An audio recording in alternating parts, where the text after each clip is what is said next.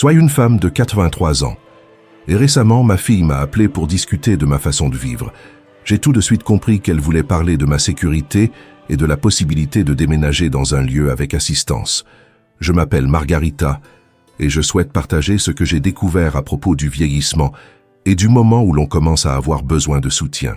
On répète souvent que les seules alternatives sont d'aller vivre avec la famille, d'engager de l'aide à domicile ou de déménager dans une résidence. Mais mon expérience m'a appris que ce ne sont pas toujours les seules options, ni nécessairement les plus adaptées. Que vous soyez une personne jeune qui pense à l'avenir de ses parents ou que vous ayez un âge proche du mien et réfléchissiez à votre propre futur, je crois que mon histoire peut vous être utile. J'ai traversé plusieurs de ces situations et je peux dire sincèrement ce qui m'a aidé et ce qui ne m'a pas aidé. Après la mort de mon mari Ricardo, après 46 ans de mariage, je me suis retrouvé à vivre seul pour la première fois. Au début, je me débrouillais bien. Je cuisinais, j'entretenais la maison et je m'occupais de mes affaires. Même si le silence du foyer était évident, je me suis convaincu que je pouvais m'y habituer. Avec le temps, de petits changements ont commencé à apparaître. Monter les escaliers me laissait essouffler. Mes mains tremblaient en ouvrant des bocaux et j'oubliais parfois pourquoi j'entrais dans une pièce. Un jour, j'ai glissé en sortant de la douche. J'ai réussi à me retenir, mais la frayeur m'a fait réfléchir à ce qui pourrait arriver si personne n'était là pour m'aider. Cette inquiétude m'a poussé à demander à ma fille de rester temporairement chez elle. Et elle a accepté avec affection. Les premiers jours ont été réconfortants.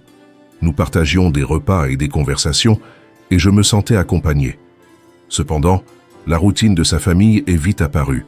Chacun avait son travail, l'école et ses engagements, et je passais une grande partie de la journée seul dans une maison qui n'était pas la mienne. De petits frottements du quotidien ont commencé à surgir. Des remarques sur le sel dans la nourriture, le volume de la télévision ou leur projet de sortie. Il n'y avait aucune mauvaise intention. Ils continuaient simplement leur vie pendant que j'essayais de trouver ma place.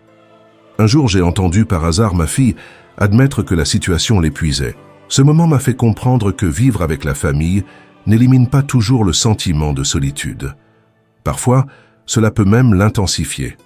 Après 3 mois, j'ai décidé de rentrer chez moi parce que j'avais besoin de retrouver mon indépendance et de cesser de me sentir encombrante. Rentrer à la maison a été un soulagement, mais cela m'a aussi confronté à mes limites. Les tâches quotidiennes demandaient plus d'efforts.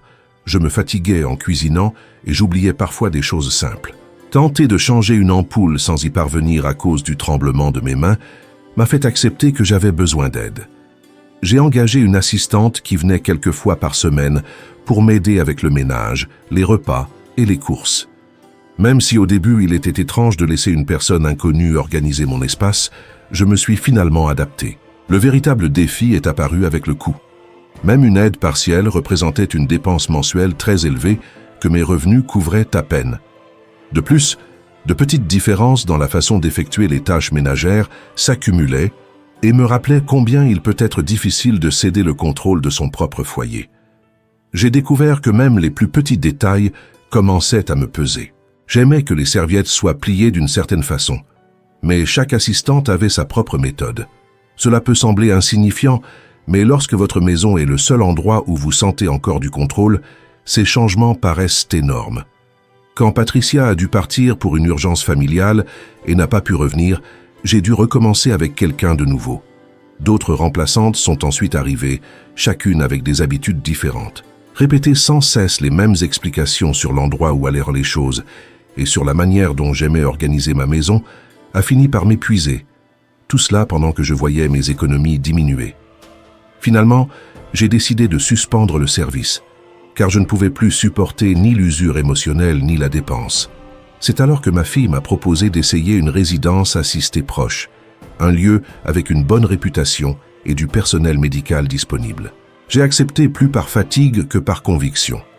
Y déménager a été une expérience étrange. L'espace était propre et ordonné, mais il manquait de la chaleur d'un foyer. Au début, la cohabitation était supportable. J'ai rencontré d'autres résidents et nous partagions des activités et des repas.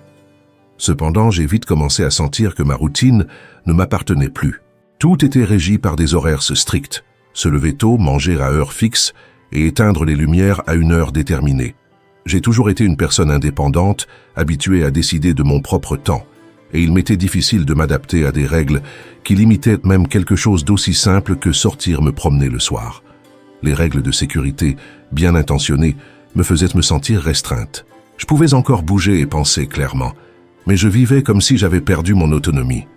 Au bout de quelques semaines, j'ai compris que cet endroit n'était pas pour moi et j'ai décidé de rentrer chez moi. Revenir m'a rendu un sentiment de liberté, même si les défis restaient présents. Je me fatiguais toujours facilement et il y avait des tâches que je ne pouvais pas gérer seul. Pendant plusieurs jours, je suis resté à réfléchir, observant le quartier depuis la fenêtre et essayant d'imaginer une solution différente. Un après-midi, alors que je marchais vers une petite boutique proche, j'ai croisé ma voisine Sarah, une jeune mère qui semblait toujours pressée. Je l'ai trouvée angoissée, parlant au téléphone de ses difficultés à concilier le travail avec la garde de sa fille. Impulsivement, je lui ai proposé de l'aider en allant chercher la petite à l'école quand elle en aurait besoin, puisque je passais souvent par cette zone. Elle a d'abord hésité, puis a finalement accepté. C'est ainsi qu'a commencé une nouvelle routine. Le lendemain, je suis allé chercher la petite Emma et je l'ai raccompagnée chez elle, entamant sans le savoir une nouvelle étape de ma vie. Pendant le trajet vers la maison, Emma parlait sans arrêt de son enseignante, de ses amitiés et d'un projet scolaire qui l'enthousiasmait. Ce premier après-midi, lorsque Sarah est rentrée du travail, elle a frappé à ma porte avec un plat de nourriture en guise de remerciement. J'ai essayé de lui dire que ce n'était pas nécessaire, mais elle a insisté pour que l'aide soit mutuelle. Sans trop le planifier, nous avons commencé à créer une routine. Je récupérais Emma à l'école et de temps en temps, Sarah partageait un repas avec moi. Avec le temps, cet échange s'est transformé en quelque chose de plus profond. Son mari m'a aidé avec des réparations dans la maison que je ne pouvais plus faire, comme réparer un robinet et changer une ampoule. Sarah, de son côté, m'a appris à gérer les paiements en ligne et à organiser la livraison à domicile des courses lourdes. Emma a rempli mon réfrigérateur de dessins et a commencé à m'appeler affectueusement Doña Margarita. Un jour, Sarah m'a confié que mon soutien avait énormément allégé sa vie quotidienne. En l'écoutant, j'ai compris qu'elle avait aussi transformé la mienne. Elle m'a rendu le sentiment d'être utile, quelque chose qui me manquait sans que je m'en rende compte. J'ai alors compris que je n'avais pas besoin d'être entièrement prise en charge, mais de continuer à avoir un but et quelque chose à offrir. Cette expérience n'est pas une formule universelle. Chaque personne fait face à des circonstances différentes. Cependant, j'ai appris que tout ne se résume pas à choisir entre une indépendance absolue et une dépendance totale. Il existe un juste milieu où il est possible de recevoir de l'aide sans perdre son autonomie et en même temps de contribuer sans se surcharger. J'ai aussi découvert que la connexion humaine vaut plus que n'importe quel service payé. J'ai investi de grandes sommes dans une assistance professionnelle et je me sentais pourtant isolé. En revanche, en construisant des liens avec les personnes qui m'entourent, je me sens accompagné et membre d'une communauté. L'argent peut couvrir des tâches, mais il ne remplace pas les relations authentiques. Aujourd'hui, j'ai encore quelque chose de précieux à offrir, mon temps, mon expérience et ma volonté de soutenir les autres. L'âge n'élimine pas l'utilité d'une personne, il redéfinit simplement la manière dont elle peut contribuer.